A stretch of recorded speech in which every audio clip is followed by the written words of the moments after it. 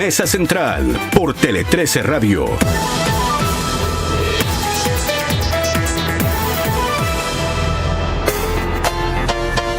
Continuamos la conversación de actualidad y política. Dejamos planteado el tema que proponía Pato Fernández, este discurso de Javier Milei en Davos. Queda pendiente la réplica de Daniel Mansuy, pero un gran amigo me pone en el WhatsApp colaborativo que Milei y Meloni se parece un poco a Melón y Melame. Sí.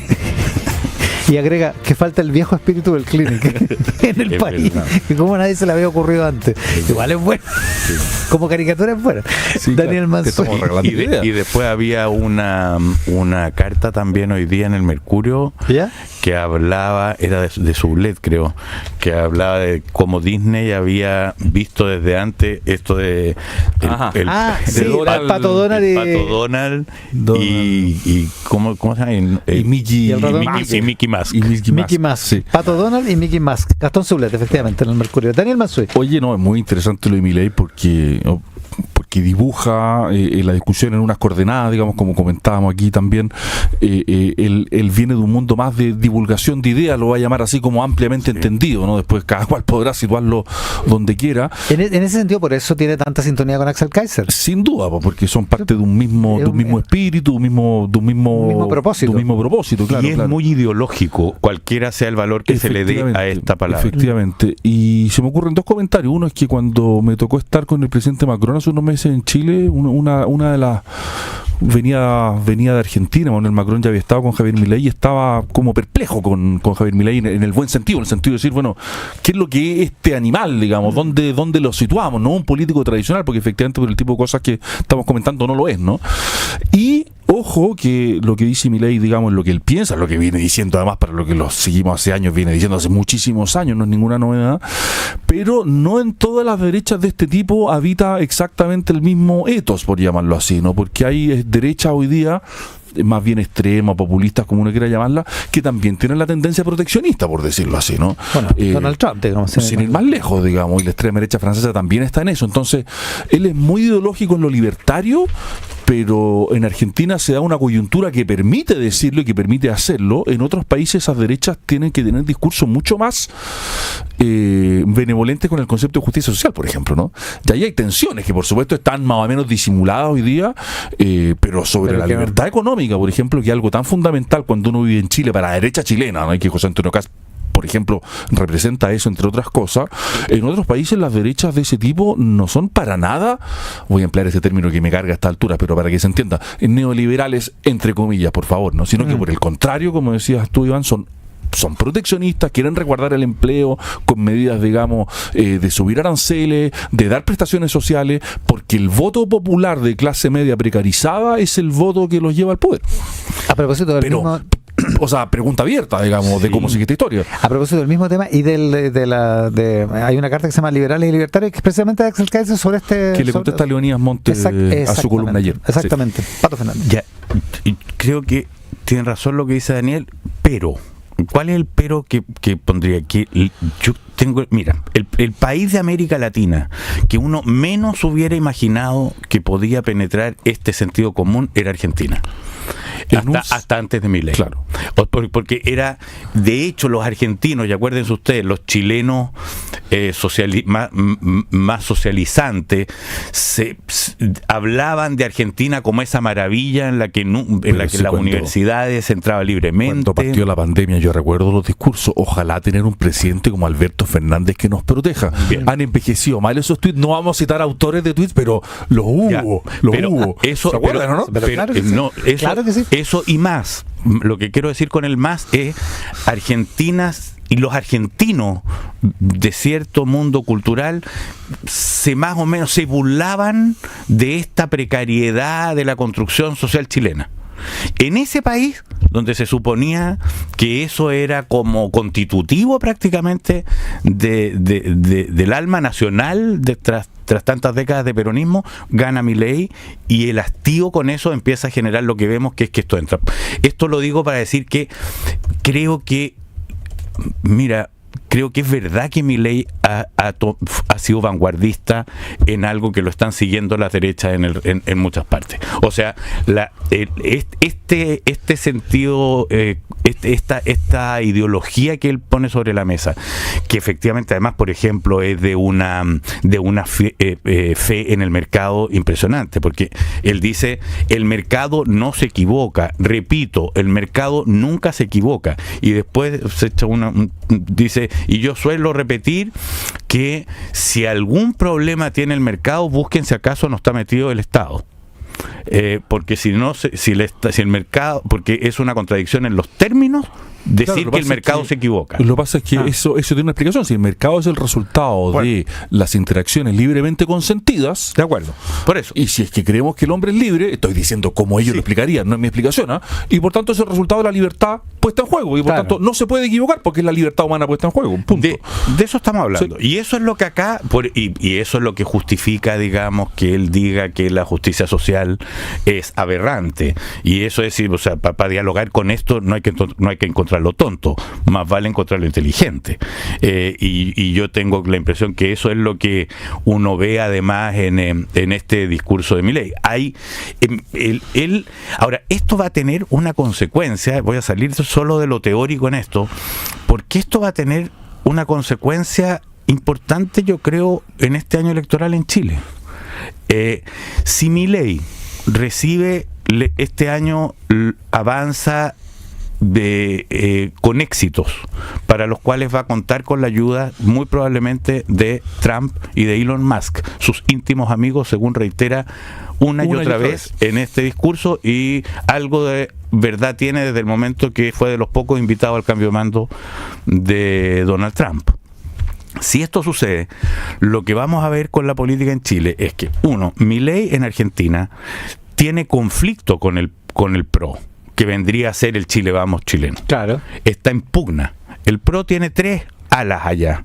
Una muy pro Milei, Patricia Bullrich, que está en el gobierno, etcétera. Una ambigua, Macri, que está y no está, tiene conflicto, pero está. Y una directamente en la oposición, que es Rodríguez Larreta. El discurso de Milei allá es en contra de la casta histórica que representa el PRO permanentemente, es hostilizante, por eso es que ha terminado con conflictos además tan fuertes con la Villarroel, que su vicepresidenta. Para el respecto de Chile, el nexo de Milei no es Chile Vamos.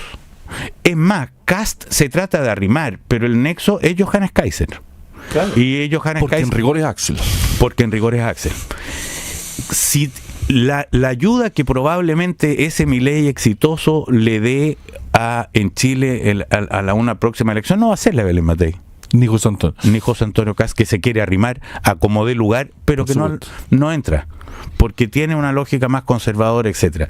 Entonces, y cierro con una cosa, porque creo que aquí hay un círculo bien redondo, y resulta que eso que está, que muy ideológicamente está en el corazón de Milei, se llama los Chicago Boys, en su esencia. Y si algo él admira en América Latina, fue lo que se hizo en Chile económicamente en los 70. A los 80. A partir de los 70. De los 75. Claro. De manera que creo que esto que comenzamos en el terreno abstracto de la filosofía es algo que vale la pena imaginarse cómo toma formas concretas. Esto es más técnico y no se trata de dar la lata, pero yo creo que Milei, aunque las diferencias en la práctica pues son más bien mínimas, yo lo concedo, es más bien austriaco, hayekiano que Chicago, porque sí. Esas dos escuelas convergen en muchas cosas, pero filosóficamente son de inspiración distinta. Pero uno de sus perros se llama Milton. De los de Chicago. Pero los austriacos son Hayek y su amigo. Tienes razón, pero quiero decir que lo que tú dices es verdad. Uno de los perros de Milei se llama Milton. Uno de los perros de Milei se llama Milton. Sí, no, sin duda. Perdón, no que no haya conectado.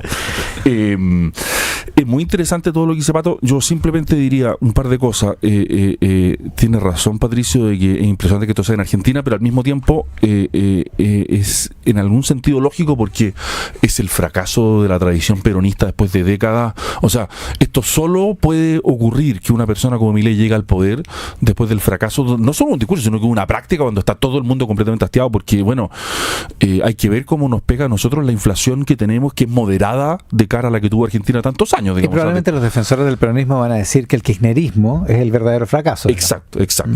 Ya.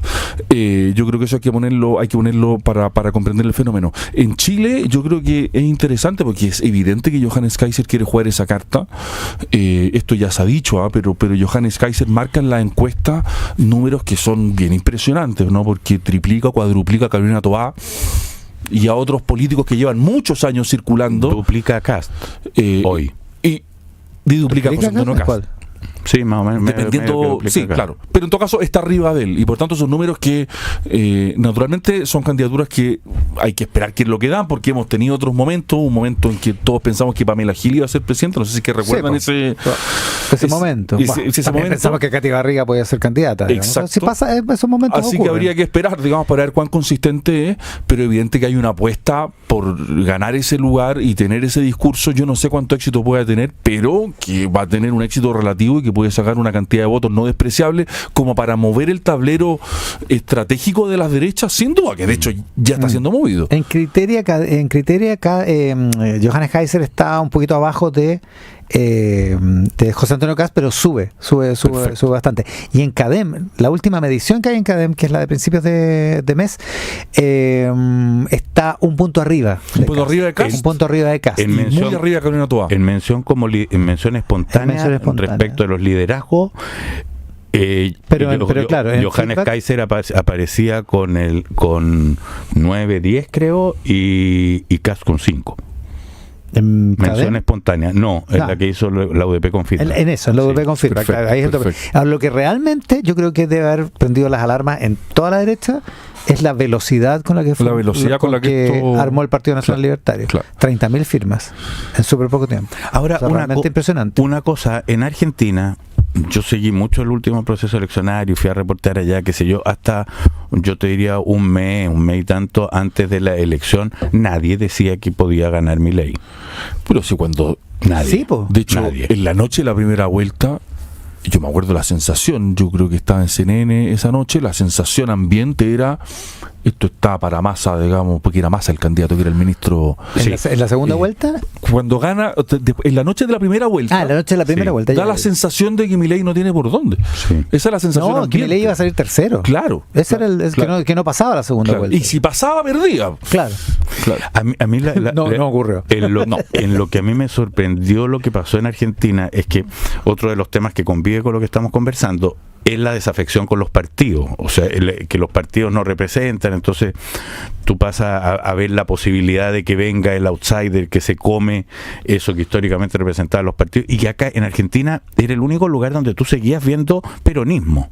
Peronismo que significa, como Iván dejó entender entre medio, muchas cosas, porque de hecho su frase que significa todo. Porque peronismo fue Menem, sí, y Milei se declara discípulo de Menem. Y es la razón por la cual los que no somos argentinos estamos constitutivamente impedidos de entender qué es el peronismo, porque cuesta mucho, de verdad. Bueno, claro. Pero lo que a mí me ha costado mucho. Cuesta muchísimo. Y no creo entenderlo aún, digamos. Sí, imagínate. Es muy difícil, pero lo sorprendente que pasa aquí es que un tipo por afuera le comió la color al peronismo. O sea, y no solo al peronismo, sino que al peronismo, al PRO y a toda la cuestión. Oye, en lo que yo tengo una sensación, pero una sensación porque tampoco sigo la política argentina así al dedillo, es que una cosa es el discurso de Milei, que vamos a llamar ideológico, no en sentido peyorativo, sino que en sentido meramente descriptivo, pero el tipo está gobernando, y para gobernar, digamos, tiene que hacer alianzas, tiene que tener operadores políticos, por llamarlo así, tiene que hacer política, y esa política que hace, la impresión que yo tengo es que mucho menos ideológica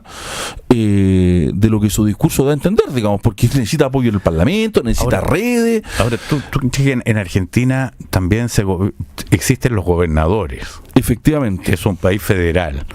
Y los gobernadores, con los gobernadores las cosas se negocian. Y ahí Se eso no negocia puede no ser tan ideológicamente. ideológico. Entonces, si es que No. esto es así, Milei tiene un talento bien impresionante para tener un discurso ideológico a rajatabla, durísimo, y al mismo tiempo gobernar con las armas de la política que nadie las va a inventar, que son las que han habido siempre. Exacto, Que con el negociando, cooptando, yendo por aquí, yendo por allá. Y si hace esas dos cosas al mismo tiempo sin que se note mucho, No, un genio. Digamos. es una proeza más Para o menos el admirable. premio Nobel, Sí. digamos. Oye, me dicen desde Republicano que solo quieren precisar que José Antonio Kast se empezó a relacionar con Milei el 2022 cuando estaba muy lejos Milei de ser una posibilidad presidencial o un fenómeno presidencial, y que el verbo de arrimarse les pareció un poco injusto en el tratamiento de esta mesa. Pero bueno, Digámoslo de otra Viene manera. Cristian Valenzuela el miércoles podrá hacer sus propios descargos, ¿no? es posible. No, digámoslo de otra manera. Con todo cariño, Cristian, por favor. Kast ha sido desde el día 1 miembro de la órbita que Milei mencionó aquí. Mencioné todo Claro. eso ha sido desde el día 1. Lo que empieza uno a ver es que yo creo que lo que le pasó a Kast es que después de ser el protagonista de tener el triunfo que tuvo en el segundo proceso constituyente, pasó a ser como medio de adentro, o Del sea, sistema. del sistema. Y esta Sabiendo que lo otro también era bien raro, porque José Antonio Kast fue diputado 12 años, tampoco era un hombre que viniera completamente de afuera. Pero, en fin, pero había vendido la pomada. Había vendido la pesca de afuera. Hay y te van efectivamente... a retar de nuevo por el WhatsApp colaborativo. Con esa No, si expresión. no, aquí no se reta nada. Y solo se da la oportunidad de alguna precisión. Lo que sí es que hay un grupo libertario que es el que ha tenido una relación más, que fueron los que invitaron a Milei. En un momento. ¿Te acuerdas cuando en la campaña vino y dijo que teníamos un presidente empobrecedor y todo Sí, eso? sí. Una cosa muy prudente para un candidato presidencial de Sí, un país vecino. y que no se vio con el presidente Boric. No. ahí Eso había es una cuando visita ya era privada. presidente. Pero Cuando antes vino lo de la Sande, sí. había venido a un teatro. Vino a un teatro, una cosa. No, y en fin, ustedes pueden buscar el video, una cosa completamente agitada. Delirante, digamos. así, sí, pues, claro. Sí. Ahora, lo que muestra Una esta performance muy Ahora- impresionante esa. Perdona, Pato. Lo que muestra esta cosa ideológica, además de Milei, es la capacidad que tiene para ir a, por ejemplo, a España y no juntarse con Pedro Sánchez y juntarse simplemente con Vox. Ir a... No solo eso, fue un poco más lejos.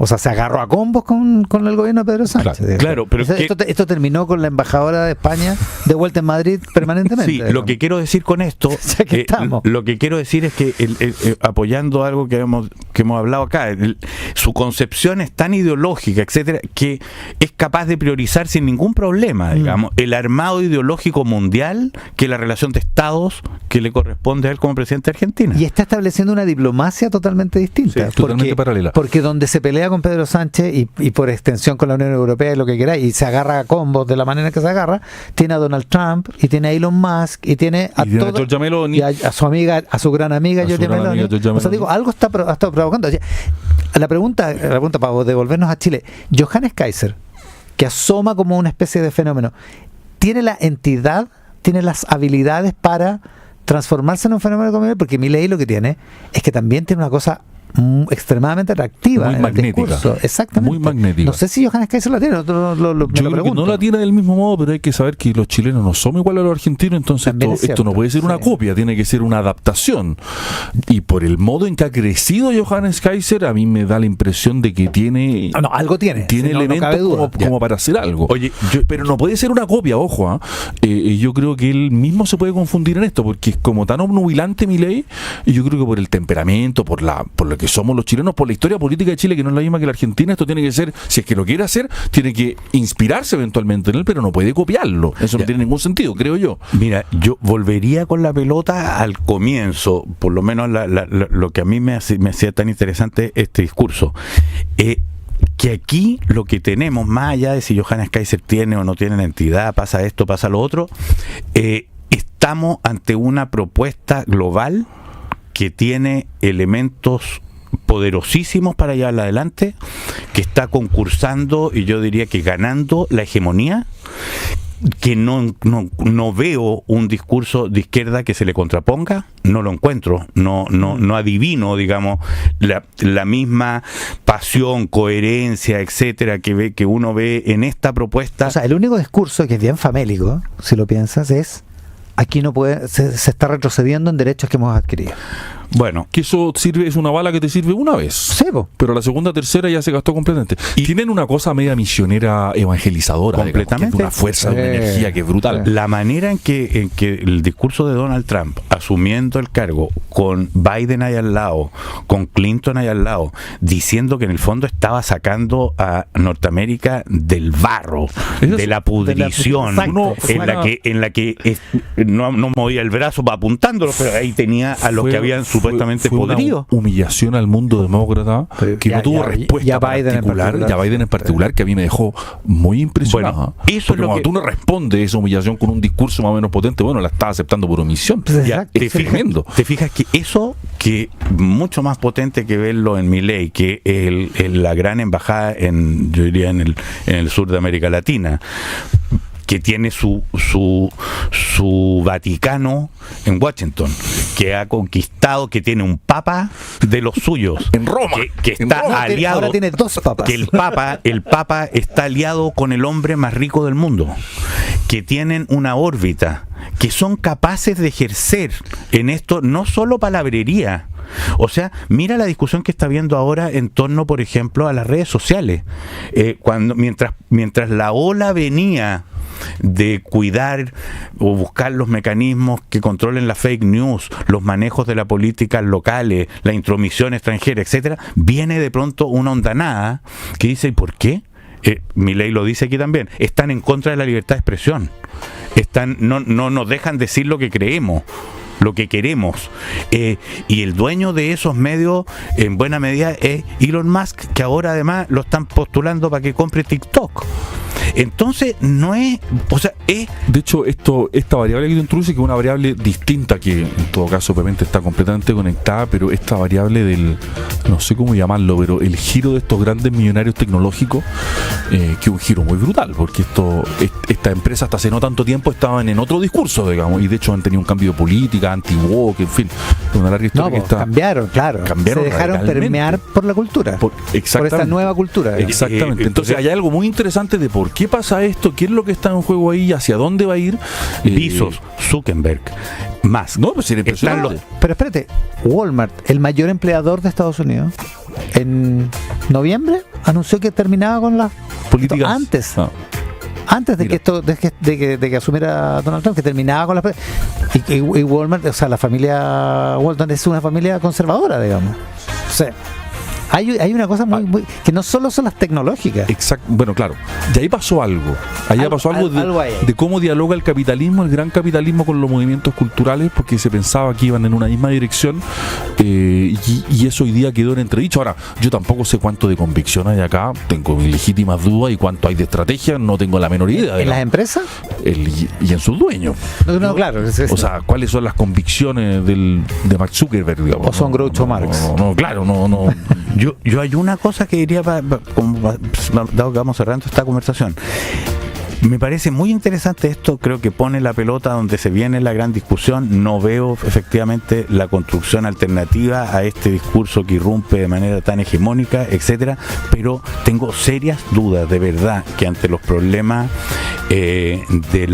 los problemas contemporáneos generados por las tecnologías, por nuestros modos de convivencia, etcétera, se pueda despachar tan fácilmente el concepto de comunidad y se pueda imaginar que vamos a solucionar los problemas que nos aquejan más gravemente, seguridad, crisis laborales, etcétera, sin algún tipo de pensamiento colectivo. No, pero la travesía por el desierto va a ser importante. O sea, eso es lo que estamos hablando aquí. Sí. Estamos diciendo lo que estamos hablando. La caminata está empezando. Exactamente. Lo que estamos hablando es agarró la hegemonía una manera de entender el mundo, donde de hecho la palabra, aquí mismo en este programa tú lo has visto, donde la palabra solidaridad en el tema de pensiones es una palabra nefasta, donde justicia social es un pecado.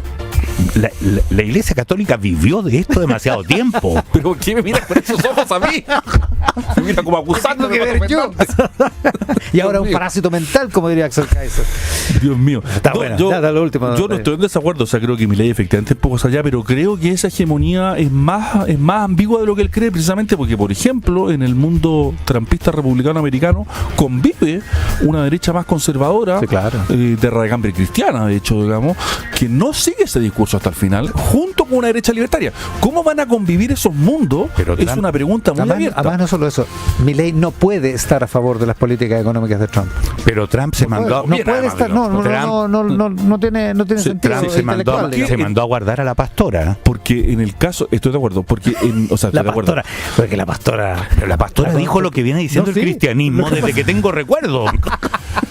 Lo que pasa es que la además- considera una radical Porque de además izquierda. el problema de Estados Unidos hoy día no Increíble. solo tiene que ver con las cuestiones de libertad económica, sino que es un problema geopolítico. Por tanto, el desafío de Trump o de Estados Unidos en general no es el mismo que el de Argentina. Entonces ahí se van a tejer tensiones. Exacto, y en ese sentido este pragmatismo neodiplomático, podríamos decir, de Javier Milei, habrá que ver Habrá que cuando ver qué es lo que Argentina da. tenga problemas, cuánto le rinde, porque no sé si quiere seguir reivindicando las Malvinas, cuánto le rinde pelearse.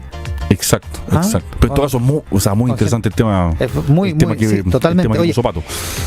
rápidamente vamos, porque estamos atrasados. Recomendaciones. Bueno. Patricio Fernández. Algo se relaciona por algún lado con todo lo que hemos hablado. El último libro de Juan Gabriel Vázquez, Los nombres de Felisa. Juan Gabriel Vázquez escribió sus libros anteriores, Volver la vista atrás, un libro estupendo en el que de alguna manera también es un gran relato que le pone una lápida a la era de la revolución, contando la historia de Cabrera, un cineasta, y de una familia colombiana que hizo todo el recorrido de la revolución, crecieron en el magoísmo, terminaron metiéndose en la FARC para darse cuenta de que todo eso era una ilusión que no llegaba a nada. Esta vez, Los nombres de Felisa es la historia de una mujer escultora colombiana que en el fondo encarna esas luchas por de alguna manera se convierte a la libertad, para decirlo así. Una mujer que nace en una familia judía conservadora y va teniendo una historia, y su atrevimiento la hace pasar por distintas dificultades y epopeyas en las que un país como Colombia no necesariamente a mediados del siglo XX festejaba. Aparecen personajes, aparece García Márquez, aparece toda una época en París. Está muy entretenido. Juan Gabriel Vázquez. Los nombres de Felisa, Juan Gabriel Vázquez. Daniel Mansuy. Oye, me leí un libro una novela muy cortita que se llama La peluquera y Proust, así está traducida por lo menos, de ¿La peluquera? La peluquera y Proust, ¿Ya? de Stéphane Carlier, que fue traducido al español, una novela cortita que es una peluquería de provincia en Francia, donde una peluquera que tiene una vida más bien, ¿cómo decirlo?, provinciana, digamos, sin gran ritmo, a un cliente de la peluquería se le queda Proust. Y por tanto ella parte leyendo a Proust y se parte maravillando con Proust, y en fin, ahí parte toda una historia. Es una novela corta, sirve para la gente que le tema a Proust, sirve este pequeño libro como una introducción a Proust, digamos, porque Proust efectivamente uno lo ve, estos 7 volúmenes, como que son un poco intimidantes. Esto es una preciosa novela de cómo una persona se puede enamorar de las cosas que va diciendo Proust y se puede encantar por ella, y le cambia completamente la vida la lectura de un libro. El libro es precioso, corto, muy liviano, además se lee muy rápido, pero funciona primero como novela, después como una muy buena introducción a lo que es la lectura de Proust. Precioso el libro, La peluquera y Proust, de Stéphane Carlier, editado por Duomo. Oye, habría que decirle también a los que le temen tanto a Proust que son varias novelas, es una suma de novelas. Son muchas novelas en una. Por lo tanto, Claro, no es que parta tengáis con la que- primera y no se vea obligado a leerla hasta la última. Hartado del Sí, mamotreto. efectivamente, y se puede leer en el orden que uno quiera por lo demás. Qué buena, excelentes recomendaciones. Daniel Mansuy y Pato Fernández, que tengan un gran fin de semana. Muy feliz semana para todos. Buenos días. Conversar, la mejor forma de analizar.